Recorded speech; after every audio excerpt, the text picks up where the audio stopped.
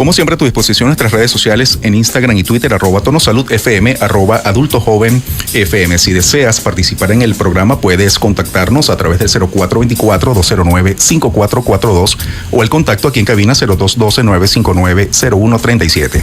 Hoy nos acompaña la doctora Mari Carmen Páez. Ella es pediatra, puericultor, y vamos a estar conversando un poco sobre la fiebre en niños. Doctora, buenos días y gracias por acompañarnos. Buenos días, Edwin. Muchísimas gracias por la invitación, y pues este tema es muy amplio, como te comentaba. Podríamos pasar todo el día hablando de la fiebre en niños. Seguro. Aquí vamos a tratar de resumirlo para que la gente tenga generalidades de todo esto y cómo tratar precisamente. Y vamos a empezar de lo general a lo específico para tratar de entender todo este tema. ¿Qué es la fiebre y por qué se considera un mecanismo de defensa, pero para qué? Muy bien, como lo estás diciendo, es un mecanismo de defensa, es una reacción del sistema inmunológico y se define sencillamente como el aumento de la temperatura corporal a nivel general, tanto para adultos como niños, por encima de 38 grados Celsius. Esto va a depender de con lo que vayamos a medir la temperatura. Y bueno, al aumentar la temperatura corporal y ser medida por un termómetro, ser cuantificada, ya estamos hablando de fiebre. ¿Qué causa la fiebre?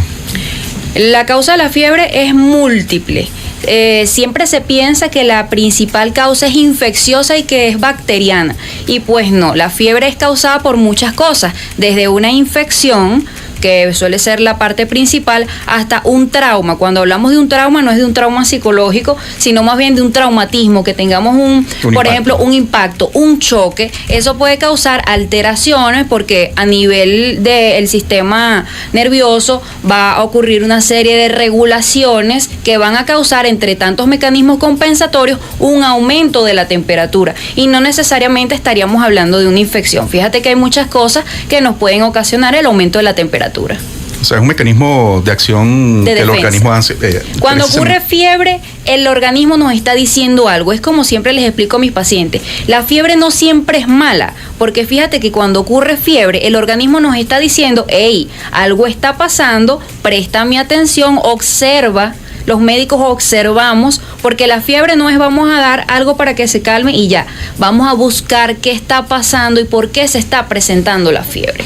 La fiebre nos está alertando sobre algo. Cuando hablamos de este tema, ¿existen tipos de fiebre? Bueno, podríamos hablar que existen tipos.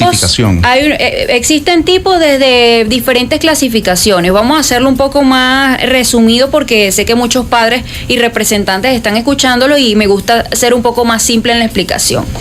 Desde los tipos de fiebre podemos hablar de su manera de presentación, que puede ser una fiebre aguda que dura menos de 7 días y que se puede definir fácilmente cuál es la causa, que esa es la más común en nuestras consultas.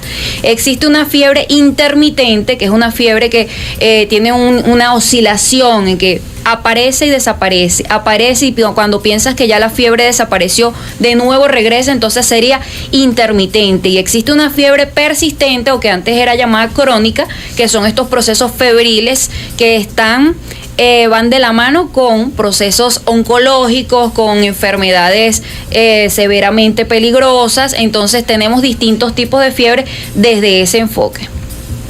¿Qué órgano, y esto es por cultura general, qué órgano regula la temperatura del cuerpo? El hipotálamo. A nivel hipotalámico, él es el eje regulador de lo que es la temperatura corporal. Si tenemos alguna deficiencia, algún problema con el hipotálamo, podemos en alguna emergencia no tener la fiebre que necesita el organismo como mecanismo de defensa. Sí, pero más que eso, cuando no se presenta fiebre, más que el hipotálamo, pudiera ser más bien estas personas que tienen procesos inmunológicos donde ya no hay una respuesta de mecanismo de defensa. Valga la redundancia, no hay defensas que te digan, hey, voy a presentar fiebre por el proceso que estoy pasando. Sucede mucho en pacientes, por ejemplo en los ancianos. Yo sé que estamos hablando de pediatría, pero por lo menos hay muchos ancianos que no presentan fiebre y tienen un proceso infeccioso severo, pero ya su mecanismo de defensa no da para presentar este tipo de termorregulación. ¿Cuál es la temperatura más alta que podemos presentar cuando tenemos fiebre que puede de alguna manera tener secuelas? No sé si es por la temperatura o por los días con fiebre. Eso va a depender de varios factores. pero ya cuando hablamos de una temperatura de 42 grados e inclusive se ha registrado 43 grados de temperatura en un ser humano, ya aquí puede haber afección de todos los órganos, puesto que los estamos exponiendo a unos niveles muy elevados de temperatura corporal. Sin embargo, pues en los niños ya una fiebre de 38.5, 39 puede causar afección dependiendo de con lo que viene acompañado esa fiebre. ¿Estas afecciones pueden ser reversibles o son irreversibles? Cada caso va a ser muy particular. Cada caso es particular. Pues hay un mito de que si la fiebre es muy elevada, pues me va a causar ciertos efectos, y hay un miedo sobre eso que, bueno, más adelante vamos a conversar sobre qué es lo que pasa cuando la fiebre es muy alta. ¿Factores externos, ambientales, que puedan alterar la temperatura del cuerpo? Sí, y no estaríamos hablando precisamente de fiebre, sino más bien de aumento de la temperatura corporal. Por ejemplo, yo salgo ahorita y me expongo al sol durante 30 minutos, el sol está fuerte, 40 minutos, y tú me mides la temperatura y vamos a decir, tengo fiebre. O por ejemplo, ahorita con estos relojes que miden la temperatura, usted se baña con agua caliente y te dice hipertermia. ¿Por qué? Porque te estás bañando con agua muy caliente y te está alterando la temperatura corporal de manera externa. Pero eso no quiere decir que tengas fiebre. Entonces de ahí hay factores que hay que tomar en cuenta. Por ejemplo, llega un niño y la mamá te dice, lo siento caliente. Eso es algo subjetivo, pero que hay que prestar atención, porque un padre nunca te va a mentir sobre lo que está viendo en su hijo. Entonces vamos a esperar un momento porque vienes de la calle, está muy caluroso, vamos a tomar la temperatura luego de que ya estemos en reposo en una temperatura ambiente. Muy bien, estamos conversando con la doctora Mari Carmen Páez. Ella es pediatra puericultor. Puedes contactarla a través del 0412-523-0735. 8:24 de la mañana. Enseguida regresamos con más de Tono Salud. ¿Existe una forma de atención al niño con fiebre según su edad? Sí, según la edad, como siempre explico, no es lo mismo tener fiebre en un bebé que sea menor de 6 meses que tener fiebre en niñitos más grandes. Si bien es importante y es un signo de alarma para todos los padres, la fiebre en bebés menores de 6 meses y sobre todo en recién nacidos es muy delicado, puesto que digamos que no tienen tantas defensas, y cuando se presenta fiebre en un bebé de estas pequeñas edades, estamos hablando de un proceso infeccioso, y como siempre les digo, vámonos directo a una emergencia. Esto no es, vamos a darle un antipirético y nos quedamos tranquilitos en casa. En bebés más pequeños tenemos que prestar más atención porque representa una verdadera emergencia. Aquí también nos preguntan, ¿cuál termómetro, y esto por supuesto en casa, cuál termómetro es más efectivo, el de mercurio o digital? Mira, de momento el que tengas en casa va a servir cuando tienes un niño con fiebre. El más recomendable y más preciso siempre ha sido el termómetro de mercurio, pero por cuestiones de la composición del mercurio, que llega a ser tóxico y que un niño puede en algún movimiento hacer caer el termómetro, se quiebra, cae el mercurio y este es tóxico para la salud tanto del adulto como del niño, se desaconseja el uso del termómetro de mercurio, y entonces últimamente estamos utilizando lo que son los termómetros digitales en diferentes presentaciones, que es el infrarrojo que estuvo muy de moda en tiempos de pandemia, está el termómetro que tomamos la temperatura en el oído en los niños, están unas cinticas que toman la temperatura a nivel de la frente, no tan efectivas, y están los digitales que son muy parecidos a los de mercurio en cuanto a la configuración y la forma, y con este podemos tomar la temperatura vía axilar o rectal. ¿Cuánto tiempo no debe pasar un niño con fiebre? ¿Cuál sería el tope? Más de media hora no debería pasar el niño con la misma temperatura. Es decir, el niño presenta determinada temperatura, procedemos a dar el medicamento y ella debería ir disminuyendo de forma progresiva. No debería más bien estancarse la misma temperatura o subir durante media hora o más. Ya en media hora deberíamos ver por lo menos un descenso de la temperatura después de aplicadas las medidas. Nos preguntan, ¿toda fiebre en niño es una urgencia o dependerá de la temperatura? Más o menos lo que yo pregunté ahorita. Bueno, hay una diferencia entre urgencia y emergencia. La urgencia necesita una atención que, bueno, debemos abocarnos, y la emergencia tenemos que salir corriendo, por decirlo de una manera. Una urgencia, sí, vamos a prestarle atención, el niño tiene fiebre, vamos a tomar las medidas con calma. Los padres no siempre deben alarmarse con una fiebre, sino atender lo que está sucediendo. Vamos a tratar la fiebre, vamos a dar las medidas que tenemos que dar, que más adelante vamos a hablar sobre ello. Y bueno, no es que vamos a salir corriendo al primer momento de la fiebre, a menos que se acompañe de otros síntomas que sí nos den signos de alarma. Muy bien, también nos preguntan a través del 0424-209-5442, ¿podemos dejar dormir un niño que presente fiebre? Sí, sí lo podemos dejar dormir mientras vamos actuando. ¿Cómo vamos actuando? Hay muchas maneras de actuar. Antes de que el niño se duerma le vamos a dar su medicamento. Ahí lo podemos dejar dormir porque primero el medicamento más el malestar que él pueda tener le va a causar somnolencia. El niño quizás está cansado y tiene malestar y quiere descansar, entonces lo dejamos descansar, y si la fiebre es muy alta podemos utilizar medios físicos mientras él está dormido. Entonces sí puede dormir. ¿Qué opina, doctora, sobre el uso, yo no sé si es inhalado o no sé cómo lo utilizan, de plantas como eucalipto, el uso de mentol en niños que presenten fiebre? Eso es algo que es muy común en este país, sobre todo en el interior del país. Esto es como, digamos, una medicina tradicional y naturista que no está indicada, más bien está contraindicada.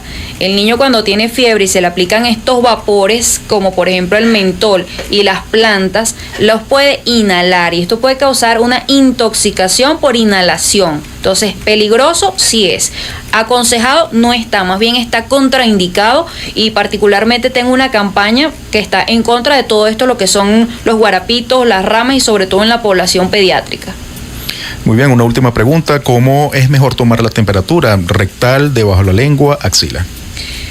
La más precisa siempre va a ser la temperatura rectal, pero dependiendo de la edad del niño llega un momento que se torna incómodo que le estén colocando el termómetro vía rectal al niño. Entonces puedes tomar la temperatura por el oído con estos termómetros que están muy actualizados ahorita. Puede ser vía oral en los pequeñitos menores de 1 añito, que muchas veces no tienen dientes aún, aunque los dientes están apareciendo ahorita desde los 6 meses, desde los 4 meses podemos ver bebés con dientes ya.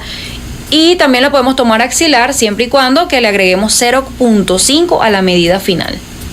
¿Qué medicamento aconsejan, por supuesto que sea de libre prescripción, para el descenso de la temperatura de los niños? ¿Cuál aconsejan o cuál sería el indicado? El que tenga niños en casa debe tener acetaminofén o por lo menos paracetamol. Acetaminofén o paracetamol, y siempre saber cuál es la dosis que le debe dar al niño en caso de que presente fiebre. Y si no, tener el teléfono de su pediatra y escribir: doctor, el niño tiene fiebre, ¿cuánto cc le puedo dar? Porque eso depende del peso. Es muy importante, me gustaría aclarar también, sé que no está tan relacionado con la pregunta, pero eso de vamos a darle una cucharada de acetaminofén al niño, o vamos a darle una tapita, o vamos a darle un traguito, eso no se debe hacer, porque eso se debe cuantificar por los cc, por los ml, de acuerdo al peso que tenga el niño. Y a veces existen intoxicaciones por acetaminofén.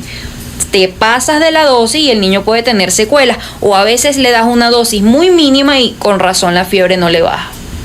Claro, y bueno, sí, ese niño seguramente ya tiene un pediatra. Es preferible. El deber ser es que tenga su pediatra tratante, y pues lo más normal del mundo es que uno le llegue un mensaje: doctora, ¿cuánto le puedo dar al niño de acetaminofén? Porque está presentando fiebre y pesa tanto. Y entonces ahí es donde uno pregunta: ¿qué presentación de acetaminofén tienes? Porque todos no son iguales. Ellos vienen en gotas, vienen de 120 miligramos, de 150, de 160, de 180 y vienen en supositorios. Entonces hay que ver qué tipo de acetaminofén tiene. Claro, porque a veces la conversión a uno se le hace difícil hacer. Claro, eso es una regla de 3 que sacamos los pediatras con una calculadora, y allí te decimos facilito cuánto cc le vas a dar. Hace un momento hacemos una comparación entre emergencia y urgencia. ¿Cuál sería un signo de alarma en un niño febril que diga: o sea, está bien, tiene fiebre, pero algo está mal aquí y necesito urgentemente ir al médico? Ok, una fiebre de difícil manejo, que le dimos las medidas, la fiebre no cede, la fiebre no baja. Un niño que tenga fiebre y fuerte dolor de cabeza es una emergencia. Podemos pensar en un proceso de infección como una meningitis, por ejemplo. Un niño que tenga fiebre durante muchos días y que no cede, te estoy hablando de niños que duran hasta 21 o 40 días con fiebre. Ya, eso es un motivo para que acudas al pediatra, que acudas al hospital lo más pronto posible. Un niño que tenga fiebre, vómitos y dolor abdominal. Un niño que tenga fiebre y deshidratación. o un niño que tenga una patología de base, cualquier enfermedad de base, y comience a presentar fiebre también. En su cuenta de Instagram recientemente colocaste un post que hablaba sobre episodios febriles inespecíficos. ¿Qué es esto y cómo se maneja? Bueno, cuando estaba hablando de los episodios febriles inespecíficos me refiero a que las primeras 24 horas solamente estamos presentando, lo hablo porque está basado en la evidencia, lo que estamos viviendo ahorita, se presenta la fiebre y más nada. ¿Y qué tiene el niño? Fiebre. ¿Y le das el acetaminofén y se le baja? Sí, pero se le baja un poquito, no le baja completamente, o sea, no se le quita la fiebre, es una fiebre de difícil manejo, sin más síntomas, solamente fiebre, entonces es inespecífico. ¿Cuál es el mensaje que quiero dar con esto? Que cuando es las primeras 24 horas, primero, coméntale a tu pediatra para que él esté al tanto de que, mire, tengo este paciente que está enfermo, vamos a estar pendientes. No necesariamente tienes que ir corriendo a la consulta, pero sí que el pediatra esté al tanto de que tenemos al bebé enfermo. Por otro lado, inespecífico, no tiene moquitos, no tiene tos, no tiene dolor de garganta, no tiene dolor abdominal, no tiene absolutamente nada sino fiebre, es inespecífico, solamente fiebre. ¿Qué tenemos que hacer? Solamente dar acetaminofén y medios físicos. No vamos a inventar, por favor, vamos a darle un antibiótico, vamos a darle el diclofenac con el ibuprofeno y a mezclar todo. Esas cosas no se hacen. ¿Por qué? Porque dentro de todos estos procesos infecciosos que tenemos ahorita, ya sea el dengue, la varicela o lechina, sean los procesos respiratorios, son inespecíficos. En las primeras 24 horas no lo vamos a saber, lo vamos a saber los demás días. Y si tenemos un dengue y le damos un tipo de AINES que nos pueda bajar las plaquetas más, estamos haciendo algo contraproducente. ¿Cuáles son las crisis o convulsiones febriles? ¿Por qué pasa esto y cuál sería el riesgo? Eso es el gran miedo de los padres. Siempre. ¿Y el del médico? Bueno, no, dependiendo del tipo de crisis febril, vamos a eso. La crisis febril, o lo que antes se conocía como convulsión febril, también se puede utilizar el término ahorita, pero realmente en la parte médica, crisis febril es convulsión asociada a fiebre. Eso sucede cuando se eleva la temperatura en niños, generalmente con edades comprendidas de 6 meses a 5 a 6 años, y comienzan unos movimientos tónico-clónicos, o sea, digamos que temblar para el público general. Movimientos, una convulsión, yo creo que todo el mundo ha visto una convulsión en algún momento, pero está asociada a la fiebre en el caso de los niños. Existen diferentes tipos. ¿Por qué te digo que a veces nos preocupa y a veces decimos vamos a quedarnos tranquilos? Porque eso depende del tipo de crisis febril. Está la crisis febril simple, que es aquella que dura menos de 15 minutos, que se presenta en pacientes previamente sanos, que no tienen ninguna patología de base, que la edad está comprendida entre los 6 meses y los 5 a 6 años de edad, según la Asociación Española de Pediatría. Y que al momento de acudir al centro asistencial cede con el medicamento que se le administre de forma espontánea, o si no te dio chance de llegar al centro asistencial, cede espontáneamente, o sea, se presenta la convulsión que duró 1 minuto, 2 minutos, 3 minutos y ya, y no necesariamente va a dejar una secuela. Y está la crisis compleja, que es aquella que pasan los 15 minutos y todavía se presenta la convulsión, acudes al centro, no cede con la administración de los tratamientos propios para la convulsión y está presente en aquellos pacientes que tienen alguna patología preexistente, ya sea un paciente neurológico, un paciente oncológico con alguna patología de base. Entonces, en esos casos sí nos asusta, en esos casos sí nos preocupa. Y hay un mito que dice, si convulsiona va a quedar con una secuela. Vamos a decir que es un mito, ¿por qué? Porque no siempre es así. Tenemos muchos niños que por la misma inmadurez del sistema nervioso central, esto hace que sea muy sensible para las altas temperaturas y que produzca una hiperexcitabilidad de los nervios. Y esto va a ocasionar los movimientos tónico-clónicos, que es la convulsión. Luego de que se supera esa convulsión y que se sabe cuál fue la causa de la fiebre y que se descarta una infección del sistema nervioso central, pasó la convulsión y no ha pasado más nada. Que bueno, acudimos al neurólogo, descartamos cualquier proceso maligno que pueda tener el niño. Sencillamente es un niño que tiene una sensibilidad a las temperaturas y que puede hacer que convulsione, y que no necesariamente la fiebre tiene que estar en 40 para que el niño convulsione, porque este niño ya tiene la predisposición, que en algunos casos puede ser genética, a convulsionar por fiebre. ¿qué hacemos? Vamos a cuidar que la temperatura no le suba, vamos a evitar procesos que puedan causar la elevación de la fiebre, y cuando se presente la fiebre, enzimoterapia, es decir, pendiente de que a ese niño no le suba más la temperatura. Muy bien, ¿se recomienda el baño de agua fría para ayudar a bajar la fiebre o está contraindicado?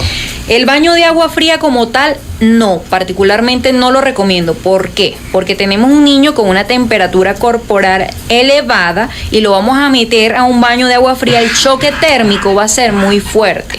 Entonces esto no está indicado. ¿Qué sí podemos indicar? Una temperatura ambiente, el agua a temperatura ambiente con unos pañitos, y vamos a utilizar medio físico. ¿Qué es el medio físico? Frotar al nené, frotarlo con el medio físico, con el pañito, con el agua a temperatura ambiente, sobre todo por el área de las axilas, por el cuello, por la ingle, y eso hacerlo entre 20 a 30 minutos después de administrado también el antipirético. Pero no meterlo a bañar, no meterlo en la ducha, no meterlo en la bañera con la fiebre, sino más bien frotarlo y también abanarlo, o sea, es decir, colocarle aire externo para enfriar el cuerpo desde afuera, y así con el antipirético que está actuando desde adentro, mejorar un poco y causar el descenso de la temperatura.